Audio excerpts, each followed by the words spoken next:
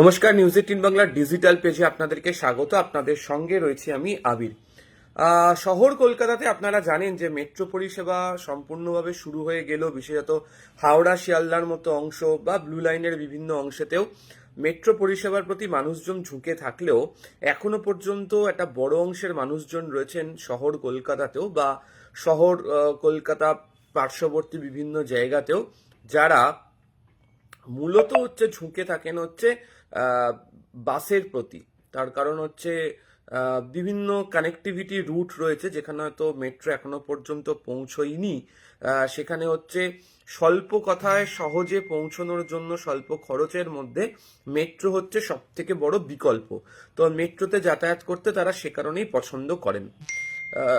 আবার বহু জায়গা রয়েছে যেখানে মেট্রোতে করে তাদের পক্ষে যাওয়াটা সম্ভব নয়, কিন্তু তাদেরকে পৌঁছতে হবে স্বল্প খরচের মধ্যে। ট্যাক্সিতে গেলে অনেক খরচ, মেট্রোতে গেলে হয়তো তাদেরকে ব্রেক জার্নি করে যেতে হবে। সেক্ষেত্রে দাঁড়িয়ে তারা মনে করেন যে সময় সাপেক্ষ হলেও বাসে করেই তারা যাবেন।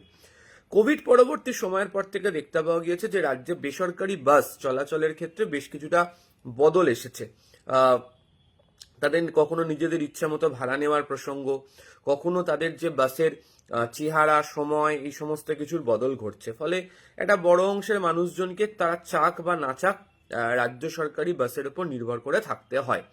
তো মূলত শহর কলকাতার ক্ষেত্রে যারা বাস চালনা করে সরকারের নিগম WBTC, তাদের তরফ থেকে একাধিক বাস রাস্তাতে নামানো হলেও বহু আমার আপনার অনেকেরই চোখে পড়বে যে এসি যে বাসগুলি রয়েছে, কোনোটা ভলভো হোক, কোনোটা অন্য একটি সংস্থার হোক, সেগুলোর চেহারা অনেকটা খারাপ হতে শুরু করেছে।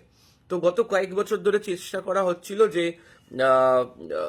জ্বালানি খরচ কমিয়ে রাস্তাতে বাস নামাতে হবে, নতুন সরকারি বাস, এবং সেটা যেন ইলেকট্রিক বাস হয়। এবার ইলেকট্রিক বাসের ওপর থেকেও রাজ্যের পরিবহন দপ্তর তাদের যে আস্থা তা অনেকটা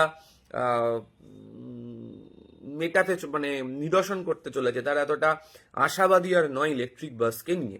তাই জন্য সিদ্ধান্ত নেওয়া হয়েছে যেবার থেকে তারা CNG বাসই রাস্তাতে নামাবে। খরচটা অনেকটা কম হবে, অনেকটা জার্নিও করানো যেতে পারে, যন্ত্রাংশ অনেকটা ভালো, এবং তার জন্য একাধিক নতুন রুটও দেওয়া হয়েছে। তো পরিবহন দপ্তরের কাছ থেকে পাওয়া রুট বেলগাছিয়া থেকে নিউ টাউনের ইকোস্পেস, পার্ক সার্কাস থেকে ডানকুনি, কুঁদঘাট থেকে বারাসাত, জোকা থেকে বারাসাত, টালিগঞ্জ থেকে হাবড়া, কলকাতা বিমানবন্দর হয়ে বারাসাত, সেক্টর 5 থেকে যাদবপুর, শিয়ালদহ থেকে হাওড়া, হাওড়া থেকে ব্যারাকপুর, হাওড়া থেকে বারুইপুর, সল্টলেক থেকে বারুইপুর এবং হাওড়া ডায়মন্ড হারবার রুটে। তো এই রুটগুলোতে তারা 25খানা এয়ার কন্ডিশন CNG বাস নামানো তারা সিদ্ধান্ত নিয়েছে, এবং বাসগুলো চালাবেও WBTC। এখন প্রশ্নটা যে কেন ইলেকট্রিক বাস ছেড়ে এই CNG বাসের দিকে রাজ্য ঝুঁকতে শুরু করলো। এর পিছনে একটা অর্থনৈতিক অঙ্ক রয়েছে বলে জানা যাচ্ছে।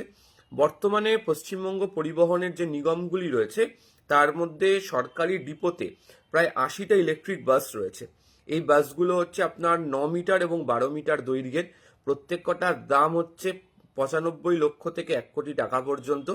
বাস নির্মাণ সংস্থা যারা ছিল, যারা যখন বাস নেওয়া হয়েছিল, তাদের তরফ থেকে দাবি করা হয়েছিল যে একবার কমপ্লিটলি চার্জ বাসটাতে করে নিতে পারলে 100 থেকে 110 কিলোমিটার পর্যন্তই বাস চলতে পারবে, এবং অন্তত 12 বছর যাত্রী পরিবহনের জন্য এই বাসগুলো সক্ষম থাকবে।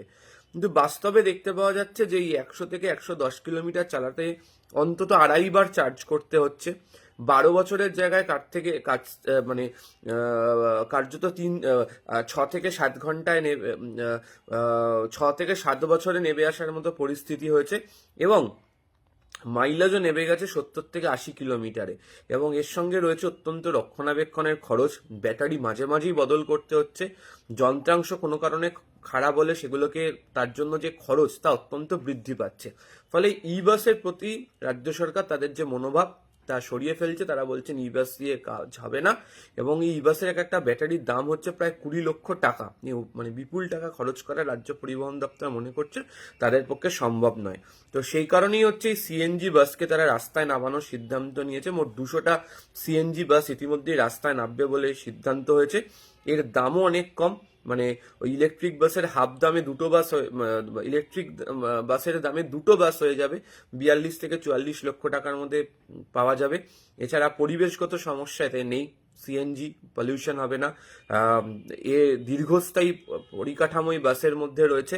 এছাড়া ব্যাটারির সমস্যা অন্তত 15 বছর হবে না বলেই জানতে পারা যাচ্ছে। এছাড়া নর্মালি যে বাসগুলোকে আপনারা রাস্তাতে এখন চলতে দেখেন, সেই বাসকেও সিএনজি বাসে বদল করে দেওয়া যেতে পারে।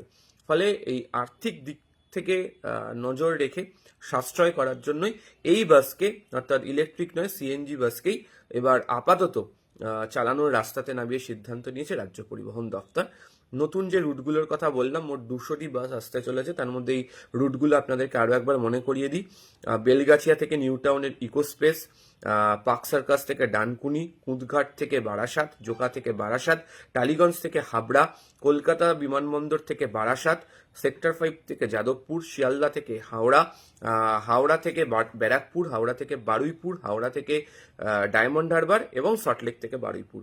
এই রুটে খুব শীঘ্রই আগামী 1 মাসের মধ্যে সিএনজি বাস নামতে চলেছে, এমনটাই রাজ্য পরিবহন দপ্তর সূত্রে খবর।